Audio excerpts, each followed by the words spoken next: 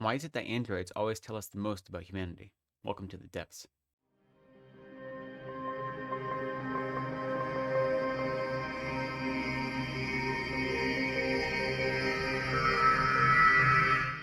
Welcome to Reading from the Depths. My name is Lecton. Thank you for spending some time with me again today.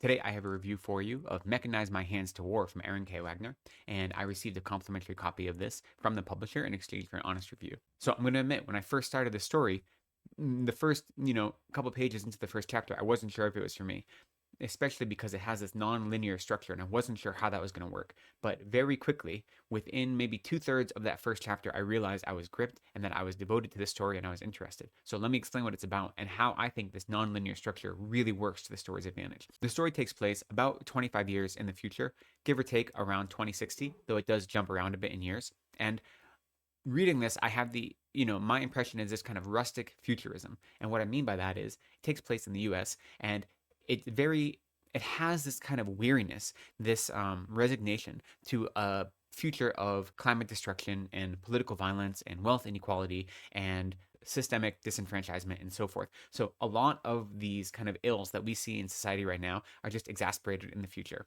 And there's this weariness to it. Yet at the same time, they've developed technology for androids with AI that is nearing sentience. And these androids are very, very lifelike, or can be, depending on how they're designed, and they fulfill so many functions in society already. You have androids that help out at hospitals, that work as caregivers, that work as administrative assistants, and most importantly, you have androids that are made for the battlefield, that are weapons, that are sentient weapons. And I call this like a rustic futurism because it is this picture of the future that does have technology advanced from what we see, yet it is familiar to us. None of it is shocking. And it has this rustic or pastoral feel because not only does it take place, at press briefings from federal agencies and so forth, but a lot of the story takes place on farms. It takes place in the country on large swaths of farmland, or, in Appalachia is where the heart of the story is. So you have this combination of this inevitable march of progress and the people that are left behind by it, right? What happens when androids are used to maximize efficiency and reduce employment? If the government isn't there offering, UBI or some other means to take care of the people that are left behind, then what builds up in them in relation to these androids and in relation to the government and the people that are promoting these androids and this new technological innovation? Now, the plot of the story, or the narrative of the story, isn't straightforward. It's nonlinear. There are 10 chapters, and every chapter has numerous subchapters within it, but every chapter follows a different character. Some chapters focus on two characters, but otherwise, every chapter is a different character.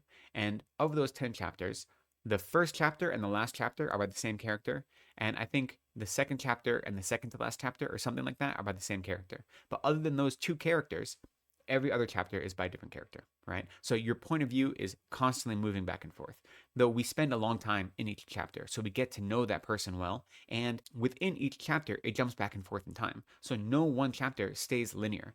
It might start in 2060 and then it jumps to 2058 and then it jumps to 2062 and then there's a flashback to 2028 and it goes back and forth like this within every chapter. And because of that, we see the same events take place over and over again from different characters' point of views as we move throughout the chapters. We see the other characters as they're observed by each other character in the story. So it's hard to say that there's a single narrative because there isn't. But what happens is, and this comes from the jacket copy, is that I guess our two main characters, if we want to call them that, both work for this federal agency, and they are at this point responsible. They work for a federal task force that is seeking out a man named Eli, who is basically a terrorist and leading a terrorist cult, essentially. And that terrorist cult is anti-android and anti-AI. And they have got to a point where they are recruiting child soldiers to fight for them. And that's why it's not just, a resistance faction. It really is that weird fuzzy line between militia and cult. And it's finding people that have been disenfranchised, that have lost their jobs, that are angry at the way society is going and that they're being left behind. And it is giving them guns and giving them a target to point at. But then it is recruiting children and saying, look, it's the androids who took your families away from you. It is these government officials who are promoting AI that have taken everything from you. So be part of our family and fight for us instead. So you have these child soldiers who are fighting for this terrorist group, this terrorist militia / cult. And you have Adrian and Trey who are working on the task force to combat that. In one of these raids where they're searching for Eli, a child is shot by an android.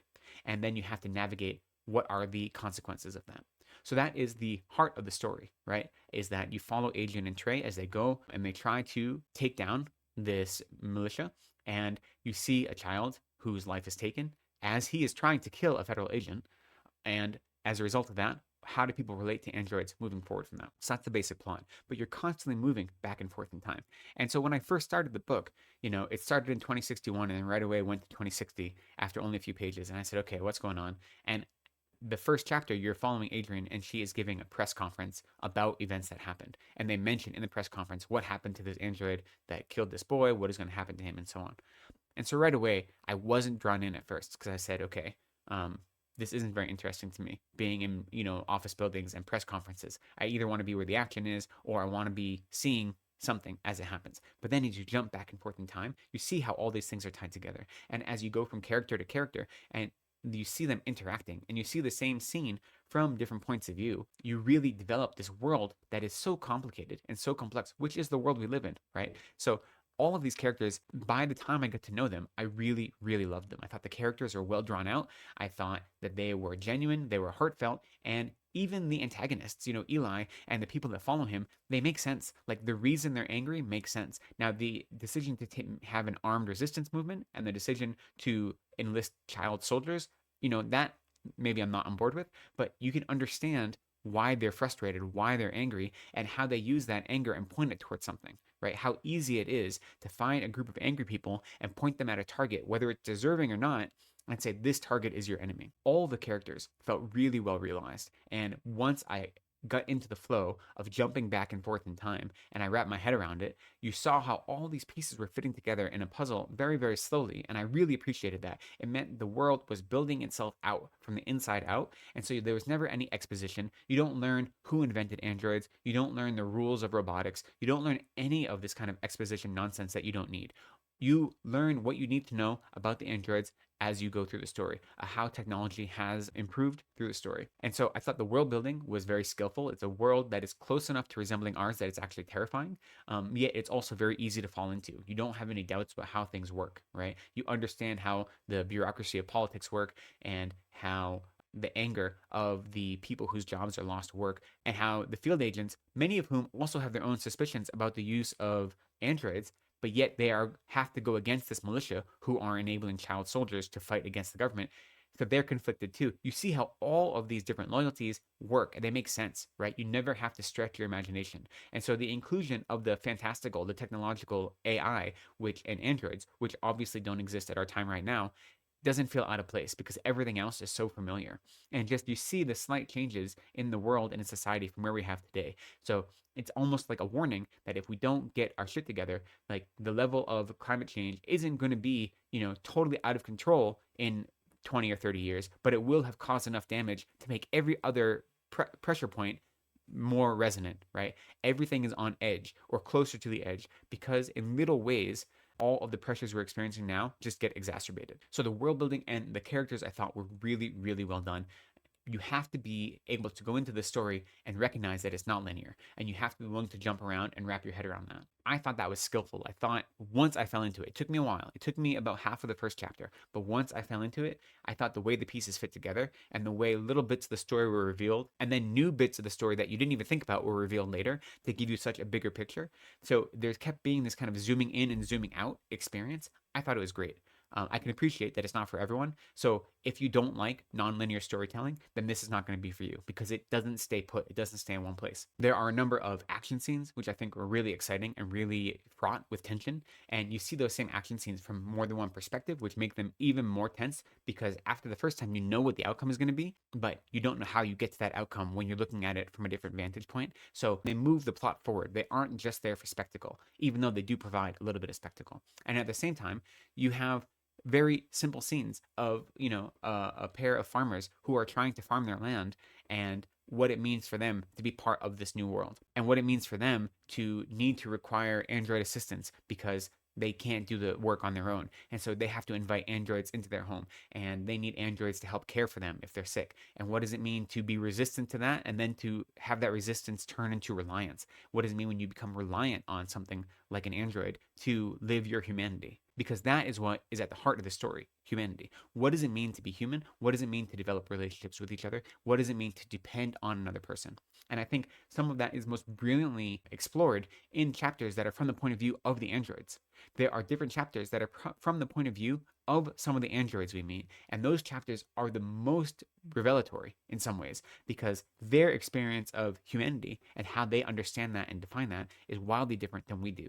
They don't have the same type of messy relationship to it that we have, and they don't take the same things for granted that we have. And I thought that Wagner did a really wonderful job of putting ourselves in the head of what these kind of emerging AI might be. And you ask questions about sentience and about what it means to know yourself.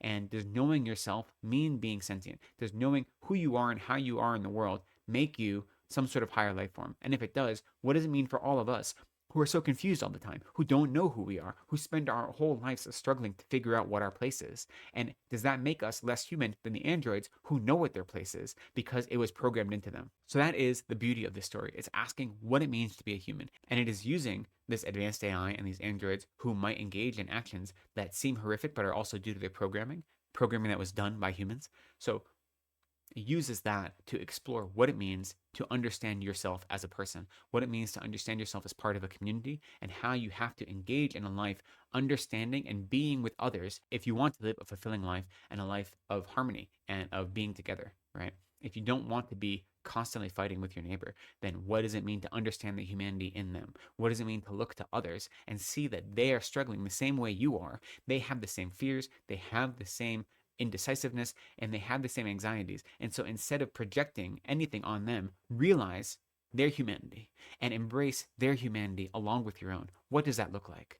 And why does it take androids to teach us that? That's the question. But I think the story does a really good job of exploring those ideas. It doesn't feel like it's holding your hand at any point. It doesn't feel like it's teaching you anything. It doesn't feel like it's forcing anything down your throat, but it's asking you, what does it mean to live in this world? What does it mean to have the choice of how you are going to be in the world, how you're going to relate to others, whether you're going to see their humanity or whether you're going to discard their humanity and treat them like objects? And what happens if we only treat each other like objects? If we don't treat each other like the humans that we are? If we don't embrace humanity, what is left? So I really enjoyed this story. I thought that the characters and the world building were great. I thought the plotting was really skillful, moving back and forth. The nonlinear structure worked for me. The writing itself was very straightforward. It wasn't flowery in any way. I always thought the writing was clear and direct. The action scenes were really tense and fraught and well written. Once in a while, I would have liked just a little more oomph from the writing, and I can't really explain what I mean by that, except that I felt it was lacking a little bit here and there, but not enough to detract from how much I enjoyed the story.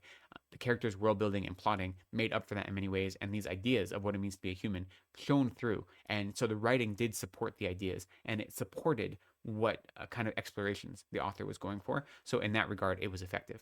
So overall, I did have a really good time with this story.